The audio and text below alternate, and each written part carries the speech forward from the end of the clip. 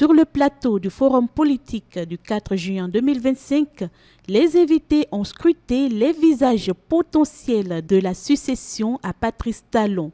Et pour eux, l'actuel ministre d'État en charge de l'économie et des finances apparaît comme la figure la plus crédible pour porter la continuité des réformes engagées depuis 2016. Pour Georges Anangonou, Romuald Wadani est passé du statut d'apprenant en politique à véritable moteur de l'action gouvernementale. Celui qui, à ses débuts, semblait découvrir le monde politique s'est rapidement imposé comme un acteur clé de l'écosystème politique actuel. Et moi, je pense que le ministre d'État, peut-être il est venu en politique apprendre, mais aujourd'hui, il a appris, il a le dynamisme.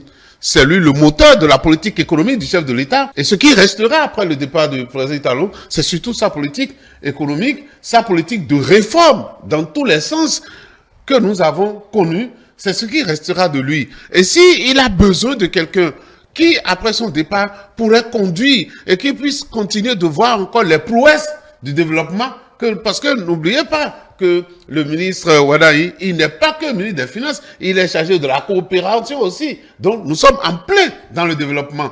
Et s'il a bien conduit ça jusque-là, à mon avis, il est assez entré dans les milieux financiers sur le plan international et qu'il a les moyens de pouvoir suivre.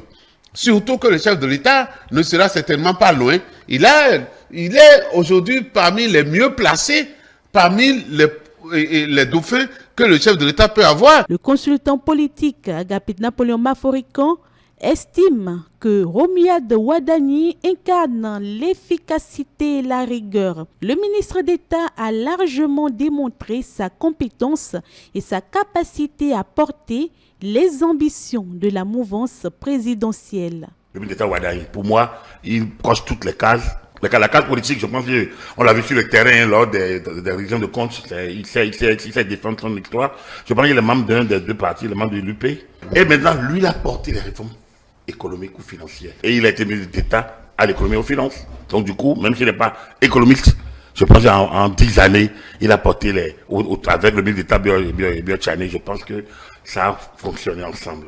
Il connaît les marchés financiers, comment nous avons fait les levées de fonds, comment nous l'avons trouvé. Donc, il paye les dettes, il sait comment on peut le faire. Il est là. Mais au-delà des qualités personnelles du candidat, Joël Ataïguedegbe estime que le véritable défi se situe ailleurs, dans la durabilité des réformes.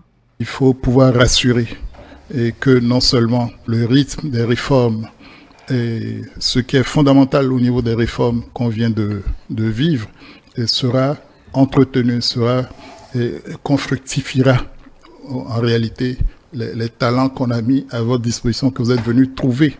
Donc si vous venez juste dans l'élan du après nous, c'est un peu court. Si vous venez aussi dans l'élan de rompre, de casser tout, de tout détricoter, ça ne risque pas de nous porter très loin pour 5 ans, voire au-delà. La question est de savoir, au-delà d'une personne, au-delà d'un duo, quelles sont les équipes? Les dés étaient donc jetés. Romuald Wadani incarnait déjà aux yeux des forumistes le profil de la continuité. Au-delà de la personnalité, le véritable enjeu reste la durabilité des réformes acquises et leur consolidation dans le temps.